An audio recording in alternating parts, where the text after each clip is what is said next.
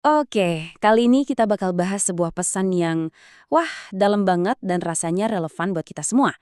Judulnya, Jangan Menyerah Sebelum Fajar. Ini pengingat yang kelihatannya simpel tapi punya kekuatan luar biasa. Bahwa di setiap kegelapan, segelap apapun itu, selalu ada janji datangnya terang. Pernah gak sih ngerasa kayak gini? Saat beban hidup tuh kayaknya berat banget, hati rasanya capek, malam itu seolah-olah nggak ada ujungnya. Panjang banget rasanya. Dan ini perasaan yang manusiawi banget ya, kita semua pasti paham.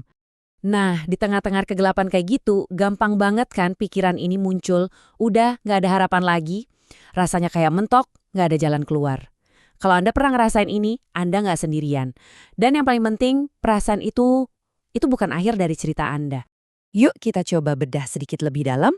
Apa sih yang sebenarnya terjadi pas malam dalam hidup kita terasa begitu panjang? Justru momen-momen inilah yang seringkali jadi ujian terbesar dalam perjalanan iman kita. Sering banget ada bisikan di kepala kita yang bilang, ini nggak akan berakhir. Pikiran ini tuh bahaya banget, karena bikin kita ngerasa kejebak dalam lingkaran penderitaan yang nggak ada habisnya. Kayak masuk terowongan tapi nggak nemu-nemu ujungnya. Tapi, disinilah kita harus pegang erat-erat satu kebenaran yang luar biasa kuat buat ngelawan rasa putus asa itu. Sebuah prinsip yang harus jadi pegangan kita. Jangan, jangan pernah menyerah sebelum fajar. Oke, pertanyaannya sekarang, gimana caranya kita bisa bertahan? Ada beberapa prinsip kunci nih yang bisa kita pegang, apalagi pas godaan buat nyerah itu rasanya paling kuat. Yaitu, ya tepat sebelum terang itu datang. Yang pertama, dan ini paling dasar banget, malam itu nggak abadi. Setiap perjuangan, setiap masa sulit, sekelam apapun kelihatannya, itu selalu ada batas waktunya. Ini bukan kondisi yang permanen loh. Ayat ini, wah ini janji yang luar biasa. Setiap pagi yang baru itu adalah bukti kalau Tuhan belum selesai berkarya. Selama fajar masih terbit, itu artinya kasih dan kesetiaannya terus berlanjut buat kita. Selalu baru, setiap pagi. Prinsip kedua, dan ini agak ironis ya, godaan terbesar buat nyerah itu justru datangnya tepat sebelum kemenangan. Sering banget pas kita udah di titik paling pengen berhenti, pertolongan itu sebenarnya udah di depan mata. Ini nih yang sedihnya, banyak banget orang menyerah terlalu cepat. Coba bayangin, berhenti cuma selangkah sebelum jawaban tiba, atau sehari sebelum fajar menyingsing. Makanya, ketekunan itu penting banget. Kadang, bertahan 1 jam lebih lama aja, itu bisa mengubah segalanya. Prinsip ketiga, ini tentang cara fajar itu datang. Fajar tuh datangnya nggak selalu kayak ledakan kembang api atau pengumuman besar. Seringnya, terang itu datang diam-diam, pelan-pelan, sedikit demi sedikit, tapi yang pasti dia nggak pernah gagal untuk datang. Nah, ini ngebawa kita ke sebuah poin yang penting banget. Kemenangan di pagi hari itu sebenarnya ditentukan sama apa yang kita lakuin di malam hari. Justru di tengah kegelapan itulah pekerjaan rohani yang paling penting seringkali terjadi. Coba deh kita lihat sejarah. Isinya contoh-contoh kayak gini semua. Di tengah malam tergelap, Yakub bergumul sama Tuhan dan keluar dengan nama baru. Saat bersembunyi di gua, Daud menulis mazmur-mazmur yang menguatkan jutaan orang. Dan di Getsemani, Yesus membuat keputusan yang mengubah dunia selamanya. Momen terbesar mereka itu lahir dari kegelapan.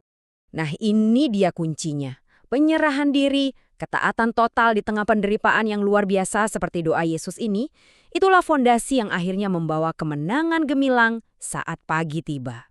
Dan ternyata, kebenaran ini tuh universal loh, bukan cuma ada di Alkitab.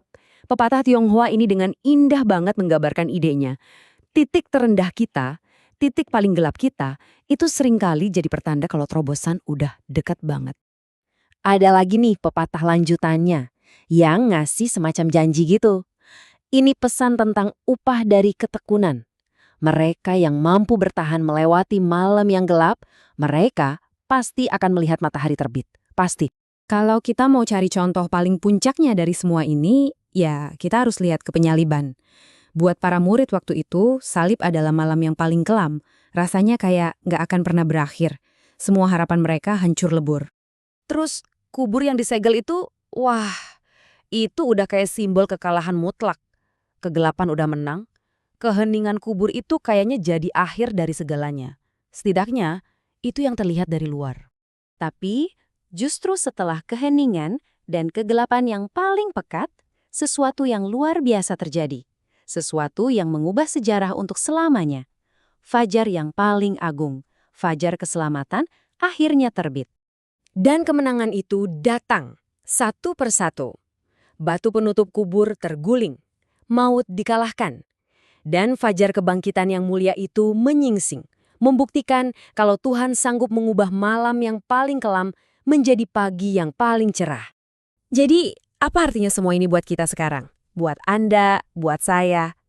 Pesannya sangat pribadi. Teruslah melangkah sampai fajar Anda tiba.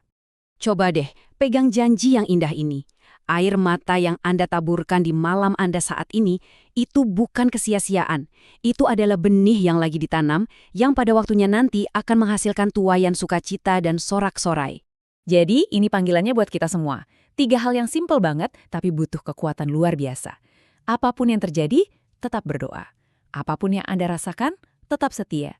Dan sekalipun rasanya berat banget, teruslah melangkah. Satu langkah demi satu langkah. Jadi buat penutup, ingat ini ya, pagi dari Tuhan itu nggak pernah telat. Ia selalu datang pada waktu yang tepat.